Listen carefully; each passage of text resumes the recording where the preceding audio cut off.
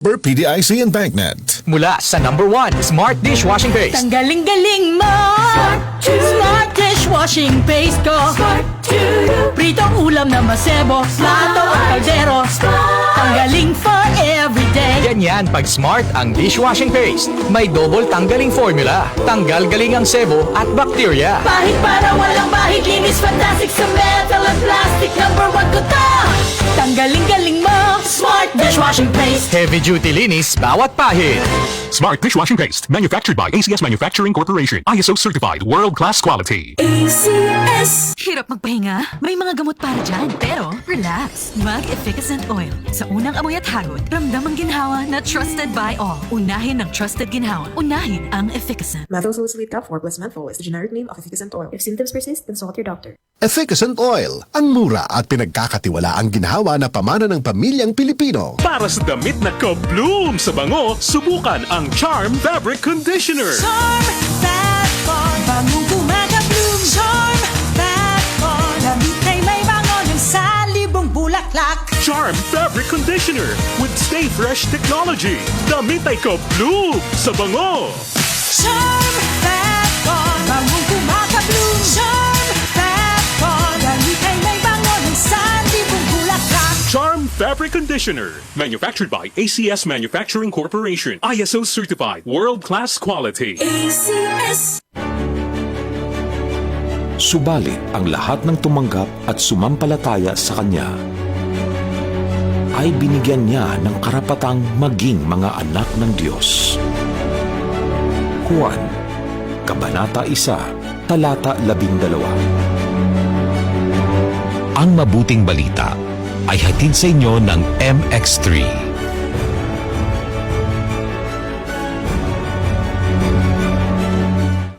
Come to the 2024 World Congress entitled Family Life and New Technologies by the International Federation for Family Development, or IFFD. Inspiring speakers and experts will share valuable insights on parenting tips and strengthening family ties in this fast-paced modern world.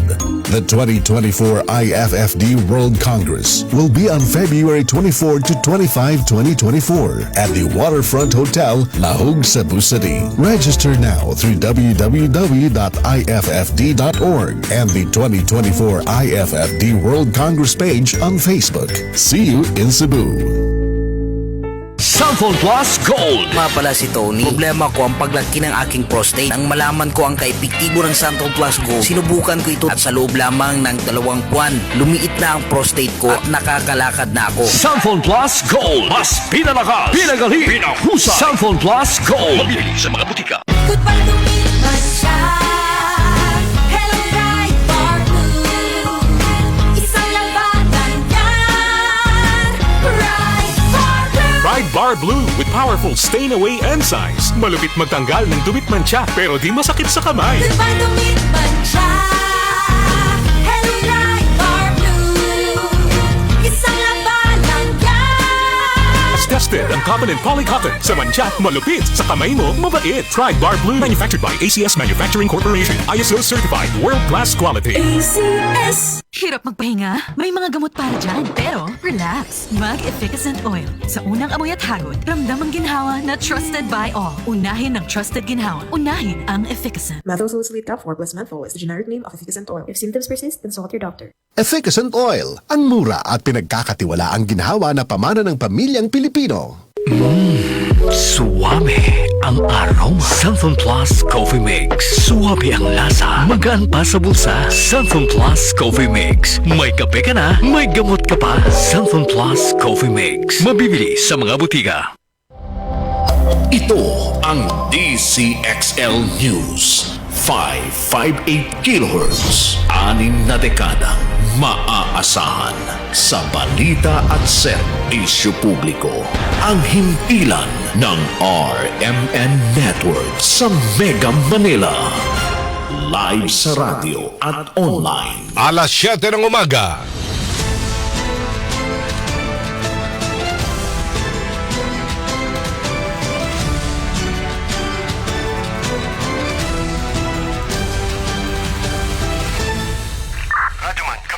Live mong napapakinggan sa Visayas, Mindanao. Narito na ang mahahalagang kaganapan sa loob at labas ng bansa. Unang-una mong sabayan na po tayong napapakinggan sa 65 RMN stations nationwide. Nandito tayo ngayon sa Ilagang Signal TV Channel 309 Aris Gapon kita diri. at sa WRMN New York, USA. Wala pang ibang reporter dito. Napapanood din tayo sa YouTube at Facebook channel ng RMN Worldwide. Mula po sa RMN Broadcast Studios, Atlanta Center, Manila. Narito ang inyong kasamang tagapagbalita. RMN Network News.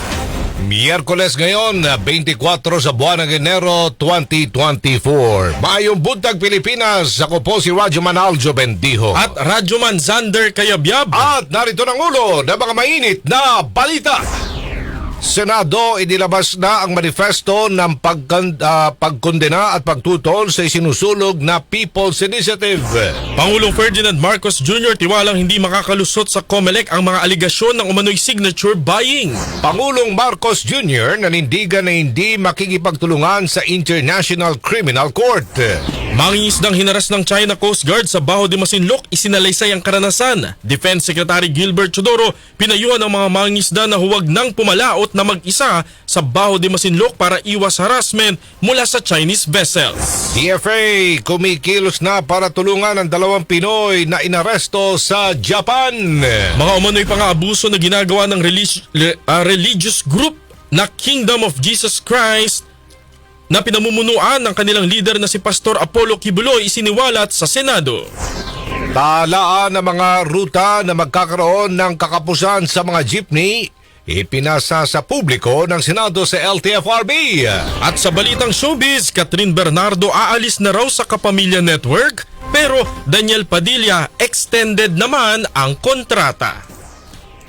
RMN Network News. Detalye po ng ating mga balita. Nilabas na ng Senado ang manifesto ng pagkondena sa isinusulog na People's Initiative na layong amendahan ang kasalukuyang 1987 Constitution. Mariin nilang tinututulan ang People's Initiative na maaring lumusaw sa boto ng Senado sakaling pagsamahin ang bilang ng boto ng mataas at mababang kapulungan. This so-called People's Initiative proposes only one change. In acting as a constituent assembly, the Senate and the House shall vote jointly. While it seems simple, my dear friends, the goal is apparent. To make it easier to revise the Constitution by eliminating the Senate from the equation. It is an obvious prelude to further amendments, revisions, or even an overhaul of our entire Constitution. Muli ring iginiit ng Senado na ang pagpapaintulot sa joint voting ay sisira sa prinsipyo ng bicameralism at sa sistema ng checks and balances. With this change, the Senate is left powerless to stop even the most radical of proposals. We cannot protect our lands from foreign ownership. We cannot stop the removal of term limits nor no election scenario in 2025 or worse, in 2028. Tinig po yan ni Senate President Juan Miguel Zubiri. Pirmado ng lahat na mga senador ang manifesto kabilang si Senate Constitutional Amendment and Revision of Codes Chairman Robin Padilla na kilalang advocate ng charter change. Nakasaad sa manifesto na nais ni Padilla na ang pagbabago sa saligang batas pero tutol siya sa sama-samang pagboto ng Kongreso. Una nang sinabi ni Senador Ronald Bato de la Rosa na si House Speaker Martin Romualdez umano at nasa likod ng pagsusulog ng People's Initiative maging ang panunuhol sa mga residente para pumirma. Pero itinanggi ito ng liderato ng Kamara at sinabing labag ito sa diwa ng inisyatibo na tapat at voluntaryong pakikilahok. Iginiit ni Pangulong Ferdinand Marcos Jr. na hayaan na lang muna ang COMELEC na gawin ang kanilang trabaho kaugnay sa pagtanggap ng mga pirma mula sa isinusulong na People's Initiative. Sa gitna ito ng mga ulat ng signature buying sa ilang lalawigan kapalit ng ayuda. Sa isang ambush interview, sinabi ng Pangulong Marcos na tiwala naman siyang hindi tatanggapin ng COMELEC ang pirma kung mapatutunayang may bahid dito ng panunuhol. Hindi rin naman anya pwedeng itigil ang mga assistance program ng gobyerno para maalis lang ang duda sa signature campaign dahil marami ang nangangailangan ng tulong. Wala namang ganun. Ang sinasabi, hindi bayaran ng cash, kundi nangangako ng kung ano-anong benefits. Tinitignan namin. Sabi ko, tinanong ko sa lahat, sa legislature, totoo ba yan? Hindi naman nagbago yung mga release namin. Constant pa rin. So sabi ko, the other thing is to, para hindi tayo pagdudahan, i-stop muna natin yung mga pag-release ng mga benepisyo. Hindi naman maganda rin yun kasi may nangangailangan talaga. So we'll just have to let COMELEC do their job, do their work, and to validate the signatures. And if there's a suspicion that may ganun na, hindi mabibilang yung mga signature na yun. Yan po ang bahagi ng panayam kay Pangulong Bongbong Marcos. Samantala, kinondena at mariing tinutulan ni dating Pangulong Rodrigo Duterte ang isinusulong na People's Initiative. Ayon sa dating Pangulo, may ituturing itong disgraceful act o kahihiyan at posible lang magbigay daan sa pang-aabuso. Samantala, hindi pa kailangan maglabas ng TRO, Temporary Restraining Order, kaugnay sa isinusulong ngayong People's Initiative para sa charter change. Sa panayam ng RMN Manila, sinabi ni COMELEC spokesperson Attorney John Rex Laudianco na wala pa silang jurisdiksyon sa inisyatibo. Nauna nang hinihirit ng ilang grupo at individual sa COMELEC na ihinto ang pagtanggap ng mga pirma mula sa People's Initiative. Ayon pa kay Laudianco, Korte Suprema lamang ang makapipigil sa kanila rito sa pamamagitan ng Temporary Restraining Order. Wala pa naman po ginaambiyandahan. Wala pa pong petition. Kaya nga po nandun pa po sa punto siguro ang mga proponent sa pangangalap ng pirma at pagsasaayos sa mga dokumentong magiging supporting document sa isang petition. Inaasahan po natin yan na meron talagang petition na ipafile at hindi pa po itong mga signature pages ito. Wala po kaming karapatang tumanggi. Ang dapat lang po namin gawin dito ay tanggapin. At ang gagawin lang po ng aming election officers sa lahat ng signature pages, bibilangin lang po. Walang verification pa, talagang sapat na bilang lang po at mag-i-issue lamang ng certification. Isa ang election lawyer na si Attorney Romulo Macalintal sa humihiling na dapat itigil ng COMELEC ang pagtanggap ng signature forms dahil wala itong tinatawag na evidentiary value. Hindi pwede mauna ang signatures. Dapat mauna muna ang petition na kung saan yun ang basis kung bakit sila pumipirma sa isang bagay. Well, technically, talagang mali sa akin tingin. Ay yung ginagawang yan. Kasi kung sakaling ganyan ang gagawin nila, pwede yung ma-question. Sa ngayon ay nasa 9 na rang lungsod at munisipalidad na ang nakatanggap ng signature sheets para yan sa People's Initiative. Nanindigan si Pangulong Bongbong Marcos na hindi makikipagtulungan ang gobyerno ng Pilipinas sa International Criminal Court o ICC. Ito ay may kaugnayan sa war on drugs noong panahon ni dating Pangulong Rodrigo Duterte. Ayon sa Pangulo, walang jurisdiksyon ang investigador ng ICC para magkasa ng anumang investigasyon. Sa isang ambush interview, sinabi ni Pangulong Marcos na bilang ordinaryong tao, maaari namang pumunta o bumisita sa Pilipinas ang ICC pero wala silang maaasahang kahit anong tulong mula sa pamahalaan. Inamin naman ng Pangulong Marcos na binabantayan din ng gobyerno ang mga galaw ng ICC investigator para masigurong wala silang magiging contact sa mga tanggapan ng pamahalaan. Okay, let me say this for the 100th time. I do not recognize the jurisdiction of ICC in the Philippines. I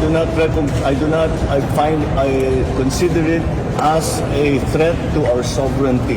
Therefore, the Philippine government will not lift a finger to help any investigation that the ICC conducts.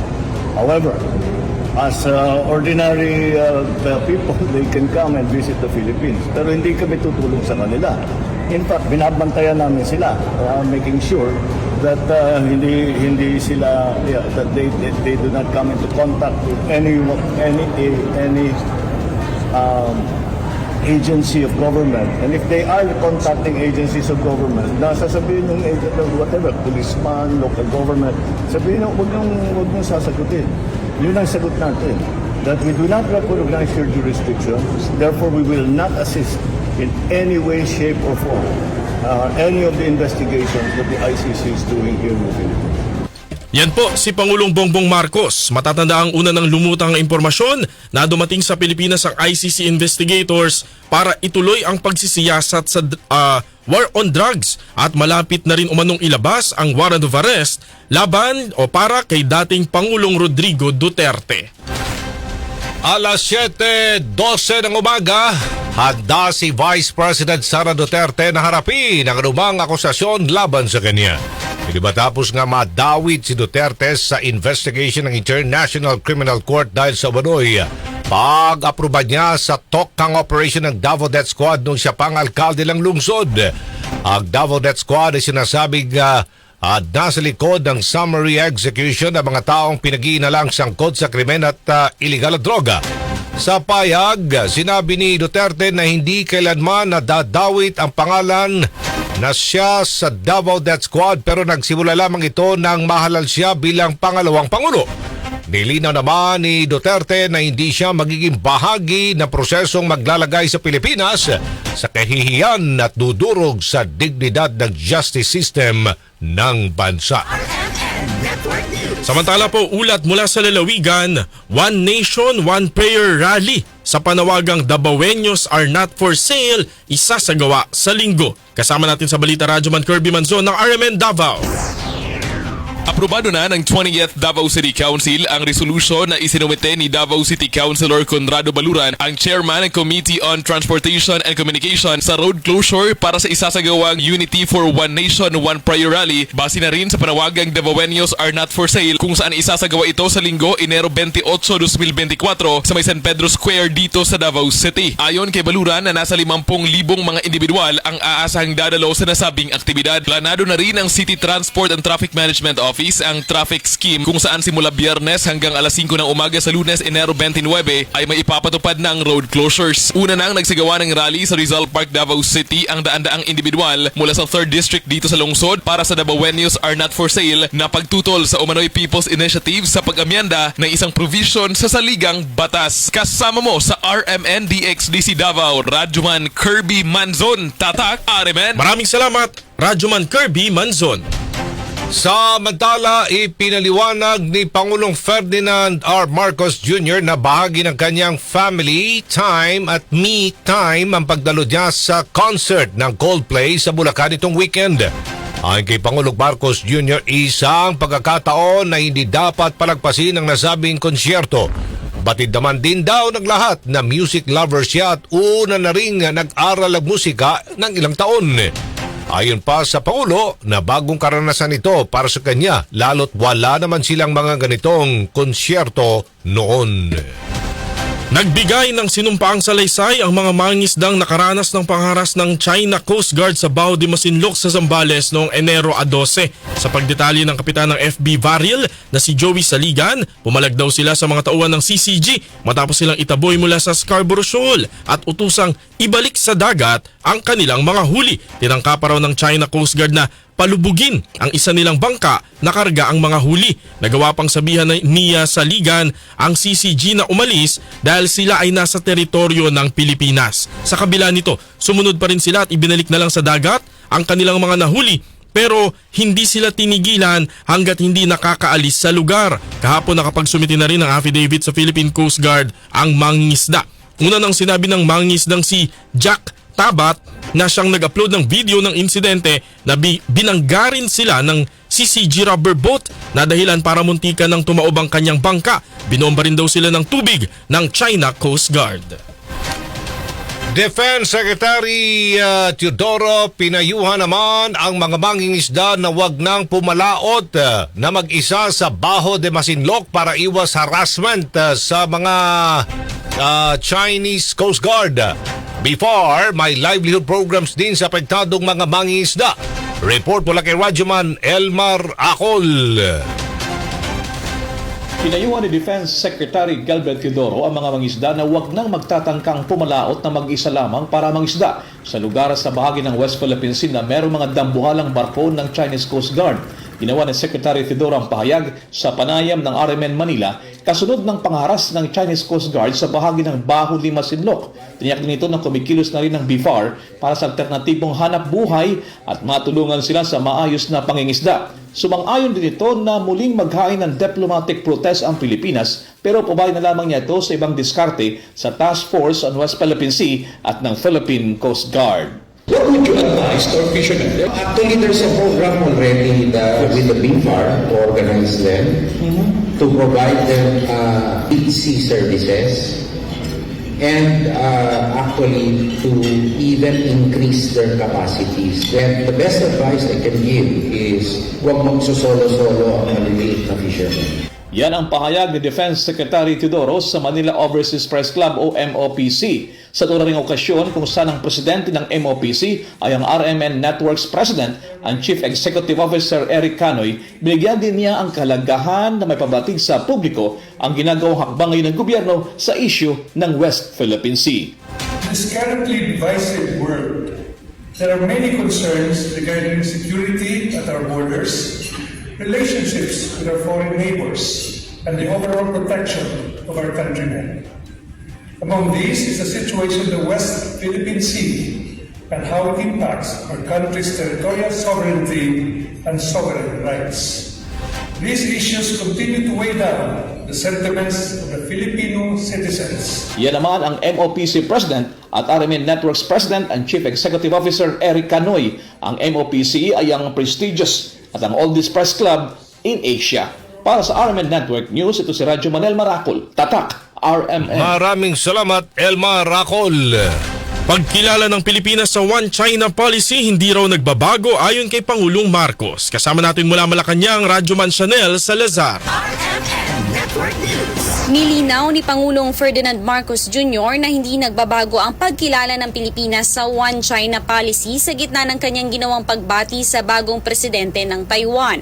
Ayon kay Pangulong Marcos, common courtesy lamang ang ginawa niyang pagbati lalo't binati rin siya ng Taiwan noong naluklok siya sa pwesto.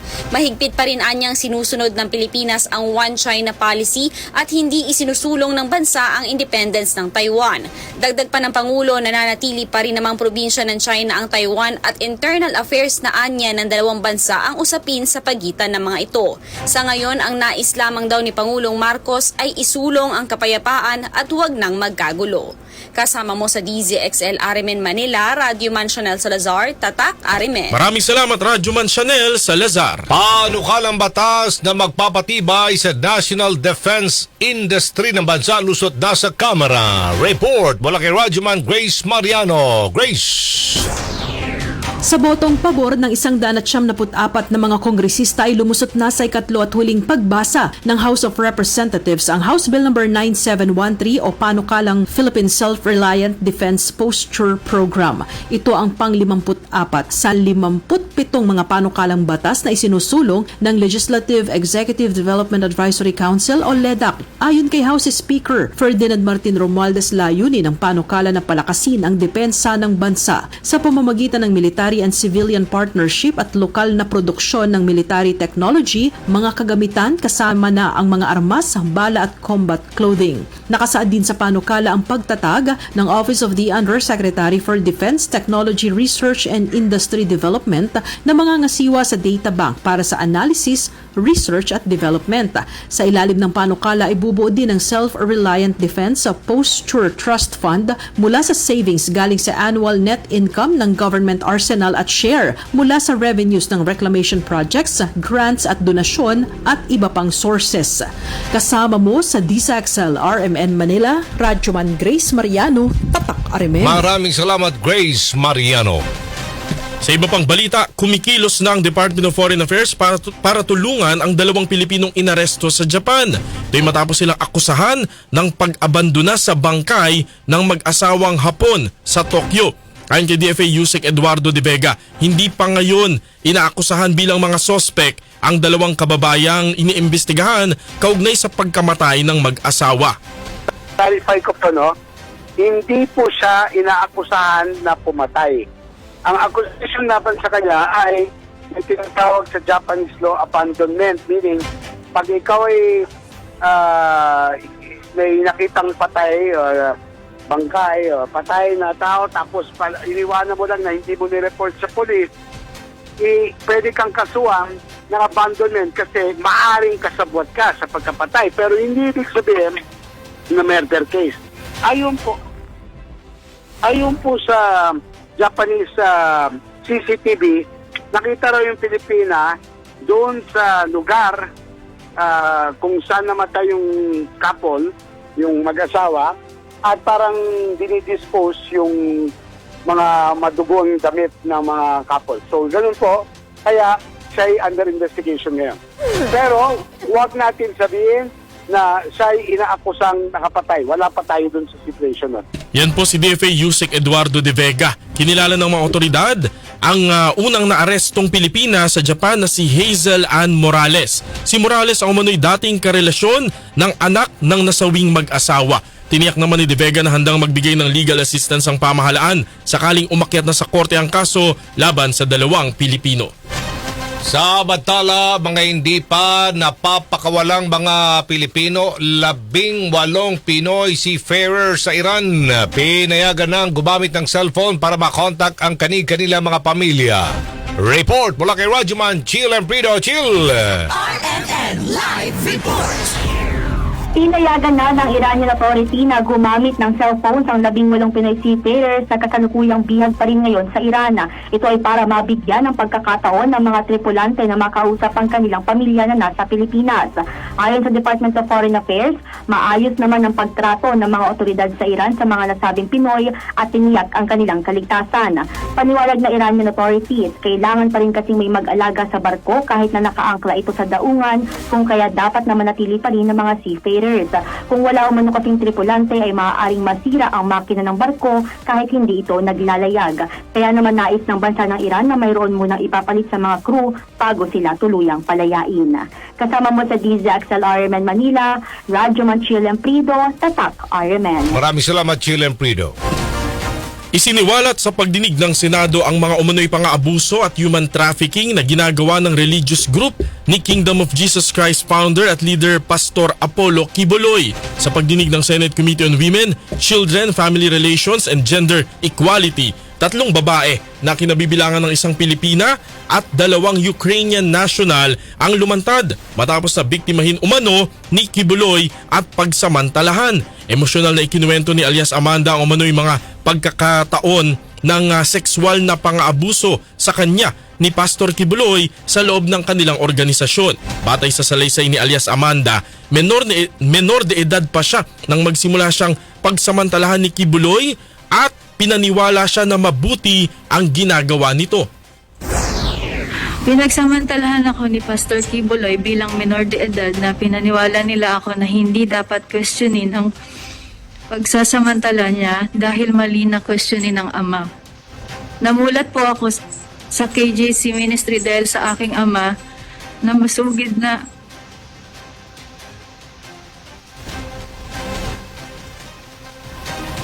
nakatutok sa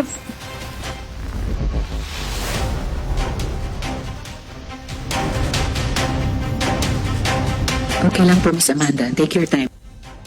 Samantala, hindi naman sumipot sa pagdinig si Pastor Quiboloy, subalit naroon naman ang kanyang abogadong si Attorney Melanio Elvis Balayan. Dahil dito ay pinasubpina ng Senado si Quiboloy dahil 2 na ang kanilang ipinadalang imbitasyon.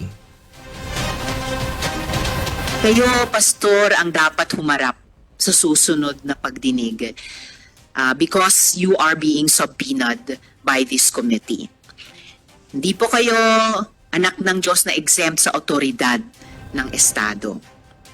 Kahit ang Korte Suprema ay walang kapangyarihang pigilan ang anumang inquiries, ganitong inquiries ng Senado at ang pag-require sa mga taong humarap dito.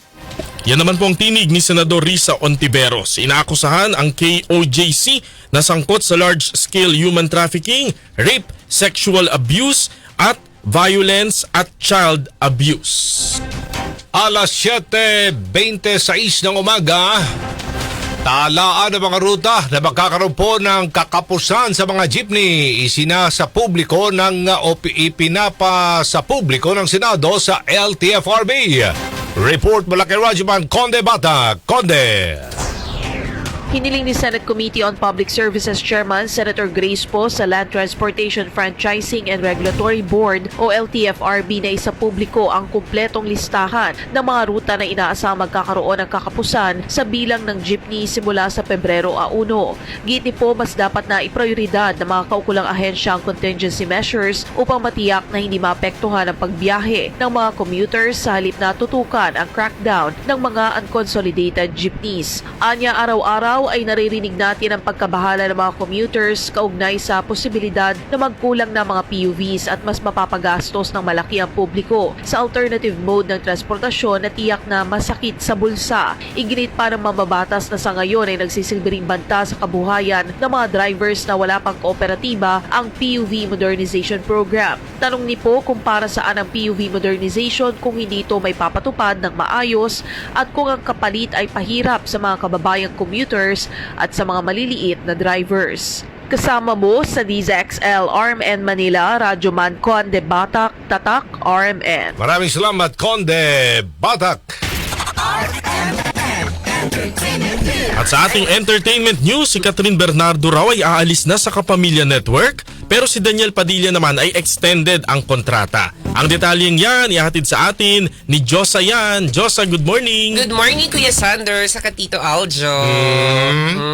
Yan na naman. Ito na naman.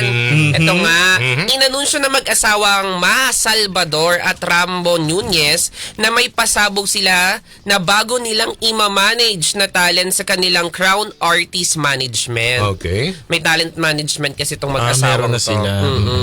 Malakas ang bulong-bulungan na hahawakan na nila Maha at Rambo ang showbiz career ng aktres na si Catherine Bernardo dahil hindi na raw magre-renew ng kontrata ang aktres sa Star Magic. May usap-usapan din kasi na baka iwan na raw ni Catherine ang Kapamilya Network. May balita rin kasi na wala na raw sa Star Magic ang handler ni Catherine na si Miss Lulu Romero. Kabilang sa mga artista ng CAM ay sina John Lloyd Cruz, Miles Ocampo, Jelly de Belen at ang kambal na sina Jojen Jai Ampangan. Pero may posibilidad daw na lumipat din si Catherine sa Kapuso Network. Samantala, mananatili pa rin kapamilya ang aktor na si Daniel Padilla matapos mag-renew ng kontrata sa Kapamilya Network at Star Magic. November 30, 2020 nalabas ng official statement sina Catherine at Daniel kaugnay sa kanilang paghihiwalay makalipas ang 11 taon. At least natapos na yung usap-usapan na naghihirap na daw si Daniel. At wala na daw project. Base doon sa nabasa ko pa, may mga upcoming projects pa daw si Daniel sa ABS-CBN. Sige. Sige. Kuya Sander. Ikaw, kailan ka naman lilipat ng Kapamilya Network? Since ang peg mo naman parang Catherine Bernardo rin. Yeah. Malapit na tayo lumipat. Oo, wow. Pero hindi Catherine Bernardo, ha? Ayan na si Kuya Sander. Ayan na inaman dito, Aljo. Bernardo. Ayos. Ayan na may entry na si Kuya Sander dito, Aljo, ha? Okay yun. Diba? At iyan ang entertainment niya sa nag-iisang Josa sa balat ng radyo. Ako si Josa yan. Tatak. Thank you, Josa. RMN Network News. Patay na yun. Opo, sorry po. May rest in peace po. R.I.P. At sumayin niyo po mga nangungunang mga balita. Ito po si Rajuman Aljo Bendijo. Rajuman Sander Kayabyab. Thank you, Kuya Sander. Mula po sa RMN Broadcast Studios at Atlanta Center, Manila. Baybuntag, Pilipinas. Network News. Malaki ang tumutok para huwag mahuli sa maiinit na mga balita at impormasyon. Reaching millions nationwide and worldwide. For more than 70 years, Tatak RMN. Alas 7:30 ng umaga.